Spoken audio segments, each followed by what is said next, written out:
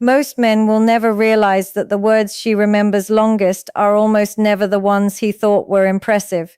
He said something kind, something thoughtful. He put effort into it, and she smiled, nodded, and somewhere behind her eyes the light stayed the same. Nothing shifted. He felt it. He just did not know why. Here is the contradiction no one ever explains. More words do not mean more impact.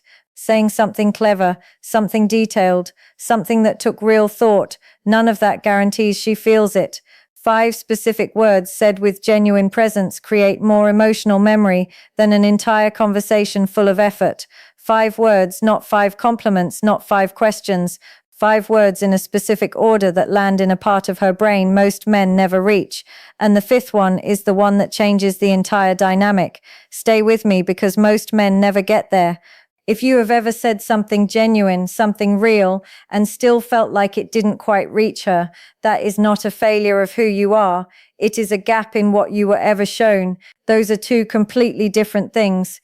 Nobody ever taught men that how a word lands matters more than what the word is. Society handed men 2 tools, silence as strength or volume as impression. Neither one creates emotional memory in a woman. Neither one makes the moment stick. He was trying. He was showing up. There was just one layer missing, the psychological layer, and it was never handed to him. That is not his fault. That is a gap in the education most men received about connection. The man watching this right now is not the man who stopped caring. He is the man who is still asking the right questions. That distinction matters more than he knows. This channel exists for one reason, to give men access to female psychology that most of them were never handed. What comes next is not theory. It is pattern, observed, consistent, real. There is a reason certain moments stay with her long after they happen. Researchers studying memory and emotion, including Dr. Daniel Siegel in his work on interpersonal neurobiology, call it emotional anchoring. When a moment produces genuine feeling, and not routine feeling, but specific unexpected feeling, the brain stores it differently. It does not file it alongside everything else. It tags it. It marks it as significant, and that moment resurfaces in quiet afternoons, in the car on the way home, just before she falls asleep, long after the conversation has ended. 5 specific words said with presence and sincerity do not just communicate a message, they create a moment, and that moment gets anchored. She does not remember what you said at dinner. She remembers that the thing that made her feel genuinely seen. So let me show you exactly what those 5 words are, and more importantly, why each one works on a level she will never fully explain, even to herself. The first word is one that has almost disappeared from men's vocabulary. It is the simplest word in the language, and it is the one most men quietly abandon without realizing it. That word is I. Research into dopamine and reward anticipation shows that clear, direct self-expression sends a neurological signal of confidence and groundedness.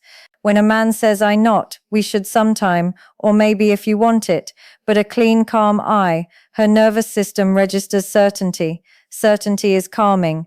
Calm is deeply attractive. Picture a small restaurant, warm lighting, a Friday evening, somewhere neither of them had to rush. He has been circling what he wants to say for 20 minutes. Finally, quietly, he says, "I think about our conversations when I'm not with you. Not do you ever think about think. Not, I don't know if this is weird, but just I." She goes quiet, not awkward, quiet, still quiet. When he claims his own voice, no hedging, no apology. She stops waiting for him to collapse under her reaction. She relaxes, and relaxed is where connection begins. But here is where it gets interesting.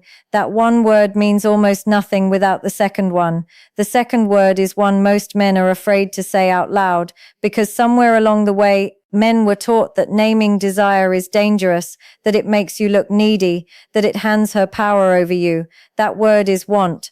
Dr. Paul Zach's research on oxytocin, the trust and bonding molecule, shows that trust is built not through strength displays, but through honest vulnerability. Saying want, naming desire without apology, signals emotional courage. Her brain registers this as safety, not weakness. Safety. 2 people on an evening trail through a community park. He could say, "We should do this again sometime." Instead, calmly, without urgency, I want to do this again. She does not laugh. She does not look away. She steps slightly closer. He does not notice, but her feet already answered. Want is not desperation, said calmly. Want is one of the most quietly attractive sounds a man can make. It tells her he is not performing indifference. He is present enough to feel something, and honest enough to say it. Most men stop here. You should not, because the third word is where everything deepens. Before the third word, a story. Richard is 61, retired high school history teacher, silver-haired, a quiet dresser, recently divorced after 28 years. He lives alone now in a modest house outside Columbus, Ohio. He is a good man. He always was. At a friend's dinner party, he meets a woman named Carol. They end up in the kitchen, just the two of them, leaning against the counter, talking for 40 minutes. She is warm, sharp. She laughs at a bad joke he makes and touches his arm once when she makes a point. When the evening ends, he says, "It was great meeting you." She smiles. She leaves. He meant something else entirely. He meant, "I want to see you again." He meant this felt different. But those words stayed behind his teeth. 3 days later, he is still replaying the kitchen, the way she tilted her head when she listened, the warmth of that one brief touch. He thinks, I should have said something real. He sat with it quietly, and he promised himself he would not do that again.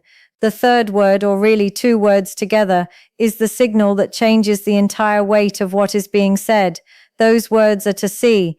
Dr. Paul Sue Johnson's foundational work in emotionally focused therapy shows that proximity seeking, the genuine desire to move towards someone, is the clearest signal of real attachment. Saying "I want to see you," rather than "hang out" or "get together," communicates intentionality. Her attachment system responds to intentionality. It tells her he is not collecting experiences. He is moving toward me. Specifically Sunday morning, a coffee shop. She is gathering her jacket to leave. He does not reach for her. He does not suggest a plan. Steady, warm, unhurried, he says, "I want to see you again." She pauses, not because she is deciding, because something registered, and she wants to stay in that feeling for one more second. Those 4 words tell her she is not interchangeable. She is the destination, not an option. That distinction lives in her longer than she expects it to. If this is landing, save this video, because the last 2 pieces are the ones that almost no one ever puts together, and they are the reason this stays with her. And this next one, almost no one talks about it. The 4th word is the one that turns a feeling into a memory. It is the bridge between interest and something she actually carries with her. That word is because. Generic appreciation. "You're great. I really like you," activates polite acknowledgement, nothing more. But specific appreciation, introduced by because, activates something researchers call neural resonance. When someone names something specific about us, our brain registers genuine attention. Mirror neurons fire, we feel felt. Psychologists who study attention and attraction consistently find that specificity is what separates forgettable from unforgettable. They are leaving a bookstore. She has been talking about something she cares about, a quiet opinion she almost kept to herself. He says, "I want to see you again because the way you think about things is unlike anyone I have met in a long time." She does not roll her eyes. She looks at him differently, not dramatically, just differently. Because proves he was listening, not performing listening, actually listening.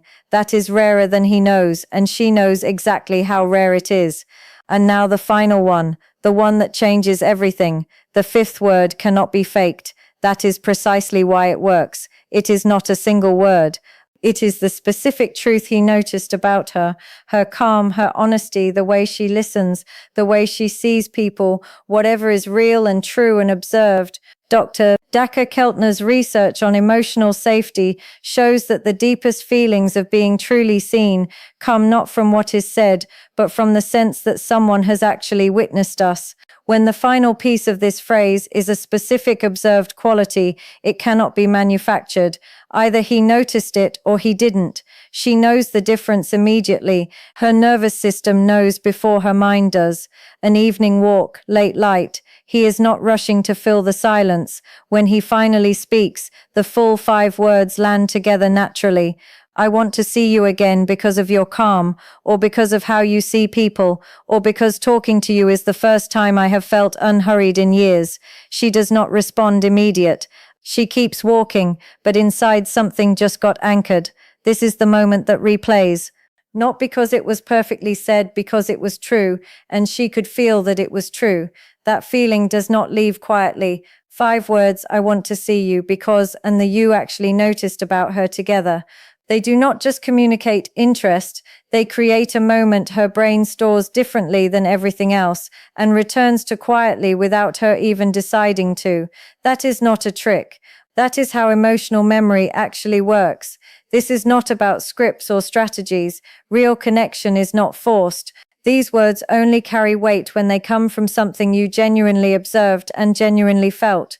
The moment they become performance, they lose everything. You now see what most men completely miss. The man who understands this does not perform. He simply shows up and says what is true. If this gave you something real, subscribe and share it with someone who is still searching for the right words. Drop the word present in the comments if this shifted something for you today. It tells me this kind of content is reaching the right people. Next, what she notices before you ever say a word. Her eyes are already reading you, and what they are looking for will surprise you. She is already feeling the room. Now you know how to be the reason it changes.